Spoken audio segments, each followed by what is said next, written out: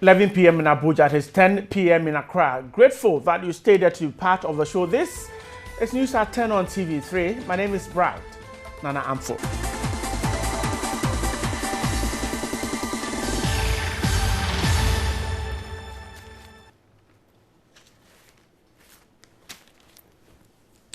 What does it mean for the fight against terrorism in Ghana, in the West African region, in Africa, and of course, the rest of the world? My guest in the studio help us understand this. He is the programs head of programs at the Africa Center for Security and Counter-Terrorism, Emmanuel Kotin. Emmanuel, grateful to have you tonight. Thank you. So the Ivorian attack was something that perhaps West African sub-region was anticipating, or it was a surprise attack?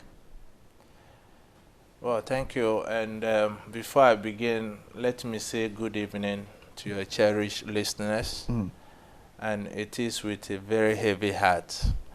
I say on behalf of the Africa Center for Security and Counter-Terrorism, to the government of Côte d'Ivoire, the families who suffered this heinous, who were victims of this heinous crime, and the nationalities, like you mentioned, Mali, Burkina Faso, Cameroon, Germany, and France. And the rest.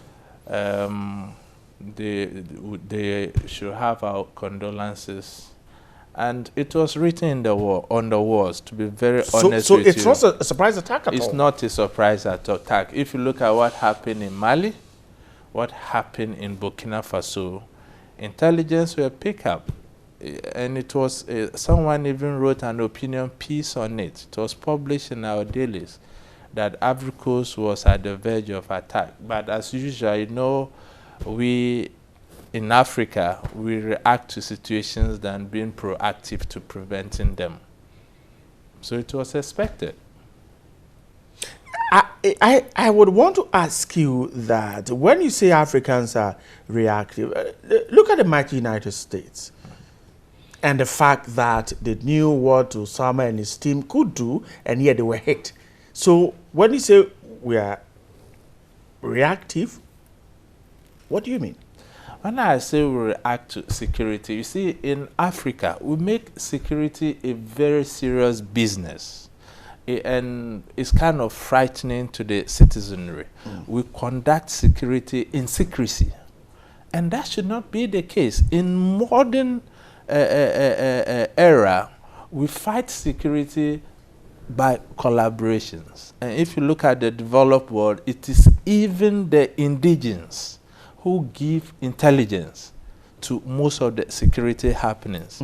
But in our part of the world, I think what we enjoy mostly is when a situation happens and we get the sirens blaring and in our uniforms and stuff like that. I think we pride ourselves in that.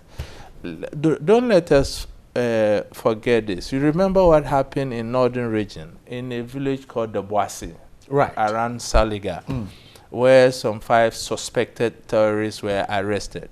It was a community arrest. So this is the new paradigm shift we should be targeting and looking at. Getting the people involved. Involving the community, having a collaborative mechanism with the communities. The essence here is that our borders are so porous. From Paga to Boku, if you go to Bunkrugu Yoyo, down to Saboba Chiraponi, Zabzugu Tatale, to around Volta North, Nkonta, Briniasi areas. The borders are so porous. And don't think that anybody at all can just walk in. And don't think that these people walk into the country carrying their stuff and you see them, these are the people. No. That is why it worries us as a center. You remember some time ago in Kumasi, they arrested somebody with arms. What has become of the Burkinabe citizen? What has become of the case? At the Aplau border, you remember they arrested large quantities of arms. What has become of that very issue as well? So it looks as if when it happens, there's media coverage, we make noise over 2 days, and our supposed big men in court go behind the scene, and these people are walking free. And we should see security as everybody's business now, not the preserve of our security agency. To be honest, our police service, and normally they are in charge of internal security, they are poorly equipped. Sure. Look at the Counter-Terrorism Institute that was set up in Paligo in the Upper East region. It's disbanded because of lack of logistics.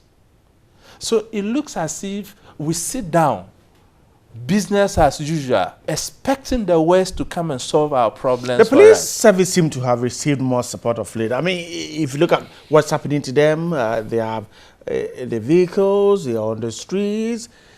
I mean, what we see with them is perhaps not what you seem to talking about, that they are poorly equipped. You see, those things matters, but I am talking about capacity. So the people on the ground. Capacity is the thing. You see, if I talk to a lot of the senior police officers, you have a program in place, you get a few of them going outside to have some form of counter-terrorism training, they come back and you don't hear about them. And it's something we as a center, we are collaborating with our partners to see how we can train our security agencies in-house. You don't think that these persons who are perhaps that are going training in terrorism is not something that the police is going to throw out in the public, and that perhaps the real work is going on underground? That's why I'm saying that we make security so frightening. What is so secretive about security? There's nothing secretive about security. You see, the most important partners in combating security situations in any community is the indigenous themselves. So if you are doing it at the blind side of the indigenous, only for something to happen and you see the sirens blowing, you even frighten them. We should have a conversation going and look at the soft approaches to countering violent extremism. Economic, culture.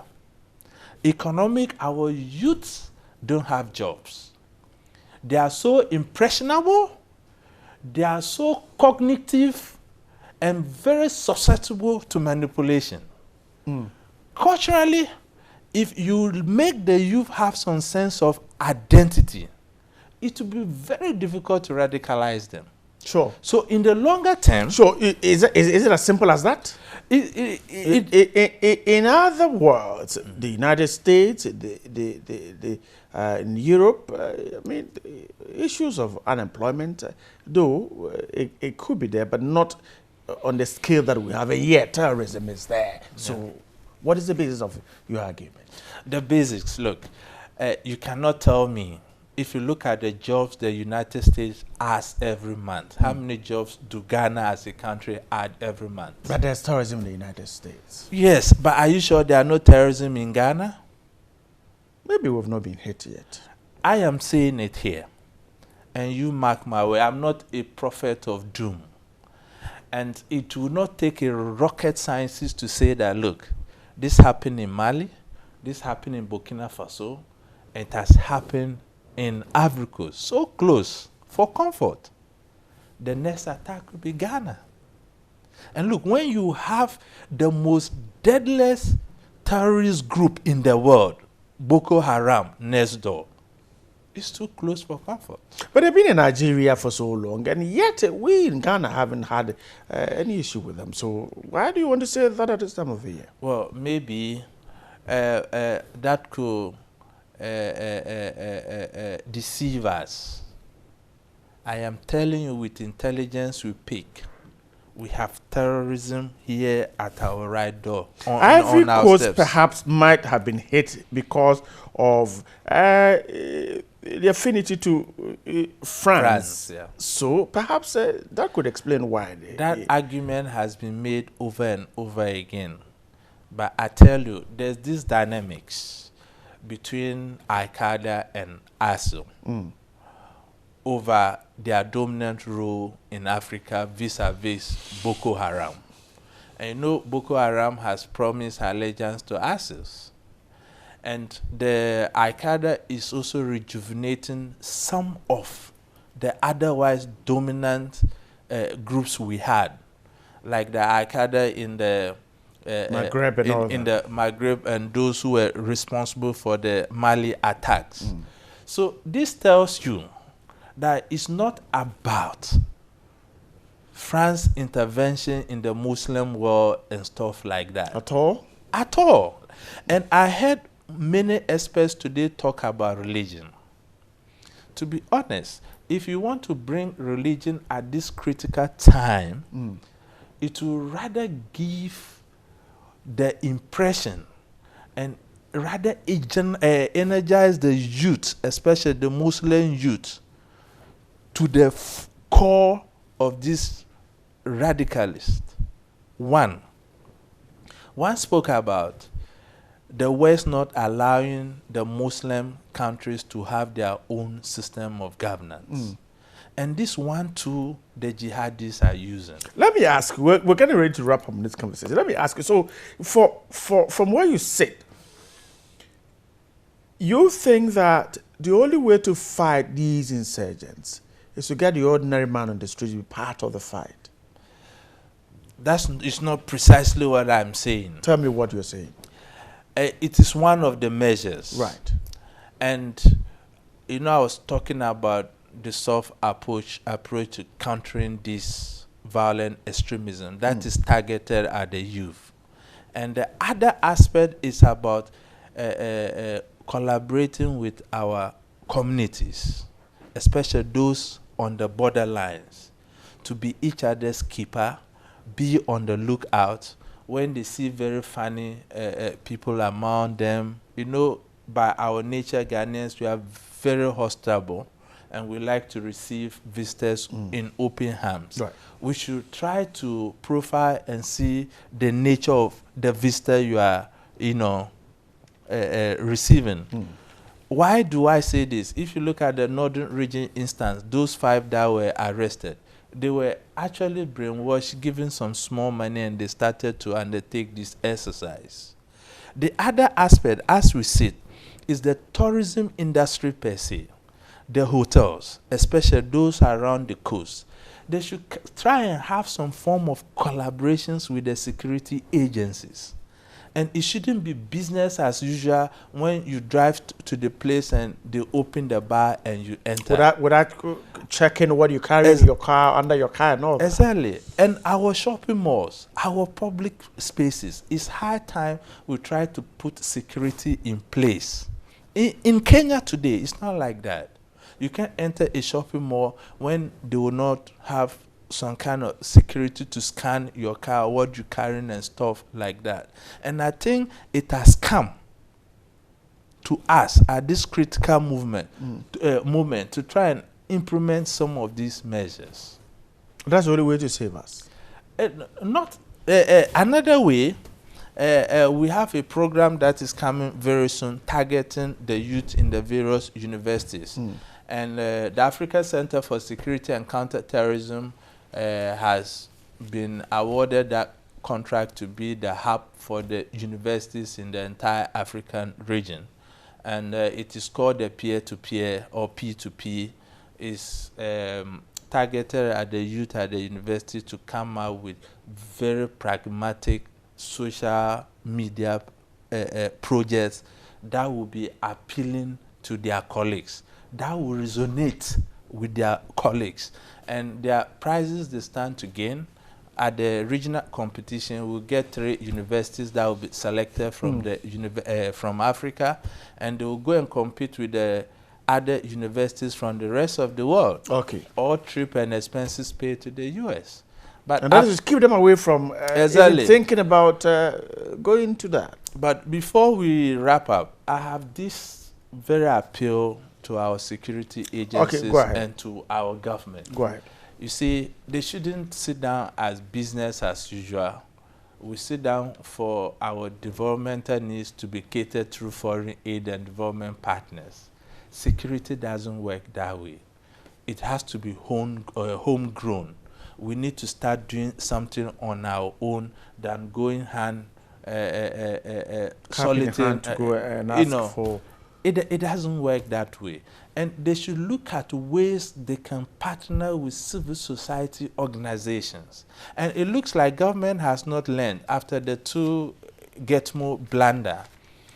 They need to kind of have some dialogue with civil society organizations who are dedicated and are in the field of fighting terrorism and other security, And our religious leaders is very critical. We need to preach tolerance, but not to talk about the Islamic world not being allowed to have their own system of governance and stuff. Because you cannot tell me that in Libya, because Gaddafi was not allowed to have his own system of Islamic governance, that was why he was overthrown. All right. Or that was the case in Iraq or in Egypt. It was purely human rights issues. Emmanuel, grateful for your time tonight. Emmanuel Kotin is the head of programs at the Africa Center for Security and Counter-Terrorism, of course, talking about what happened in Ivory Coast, the lessons, and how to move on. What we